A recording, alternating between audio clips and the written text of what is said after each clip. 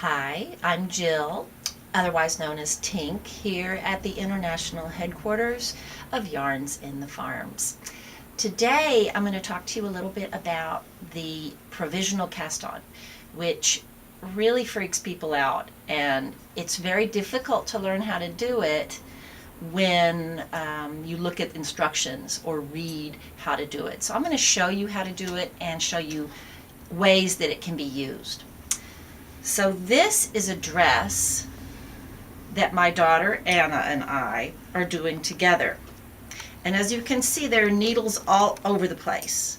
There are needles on the bottom and there are needles on the top because I want to work this piece going up and going down.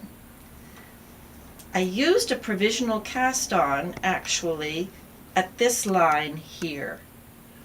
And I went up this way, and then I decided when I got to the armholes that I don't like doing armholes, so I wanted to do the fun part. So I took my provisional cast-on off and I put some needles in and I started working down.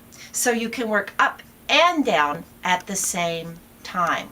Now I'm going to put on my dress to show you what it looks like so far.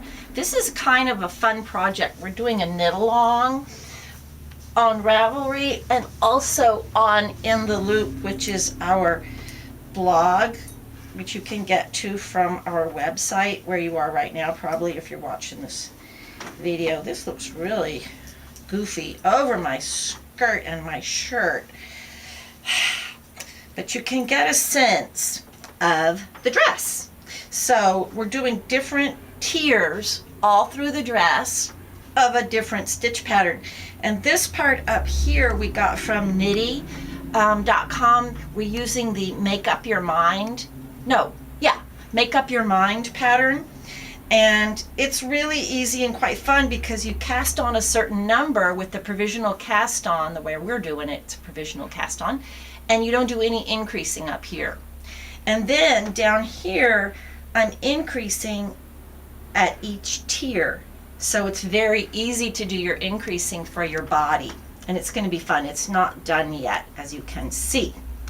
And the bottom is kind of like the Tink's twirly skirt, which I have on now. So I'm going to show you now how to do the provisional cast-on. I'm supposed to be working, Chucho, just a minute. So with the provisional cast-on, we usually start this way, with our hand going back and forth like this. And it's all in the wrist action, as they say,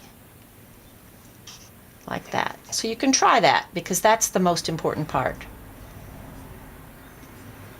Then what I do is I take two yarns. One is a thicker yarn and one is my working yarn.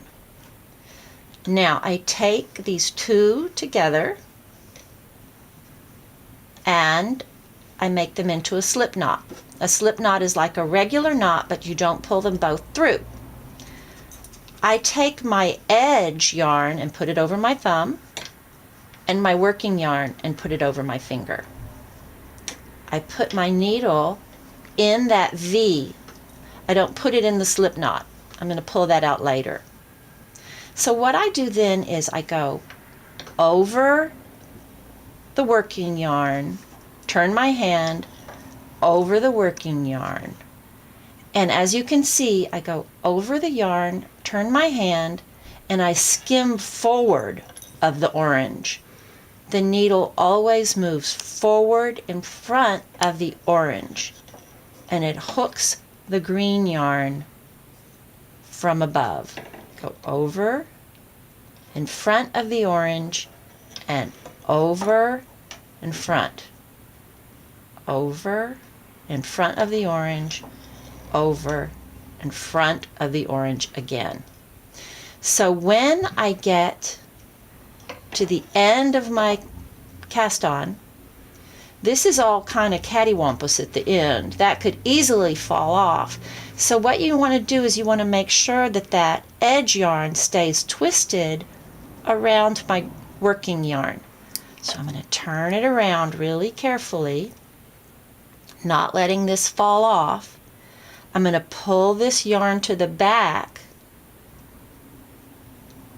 and I'm going to work my first stitch with this piece wrapped around the edge yarn. So I go in and I pull that stitch through. I go in and I pull that stitch through. Now, when you do a provisional cast on, you want to make sure that you use a really different high contrast yarn for the bottom so that you can see if it's twisted. And it becomes kind of difficult to count provisional cast-ons stitches because they look kind of funky on the needle. So I always make sure that my bright edge is all on the bottom, and that way it's easier to count the stitches. They also tend to want to stick together sometimes, so you need to really spread them out. And then when you get over to the end, you'll pop off your slip knot,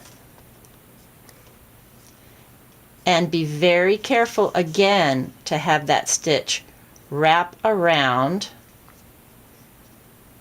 the edge so you don't lose your stitch on the end. And that is a provisional cast on.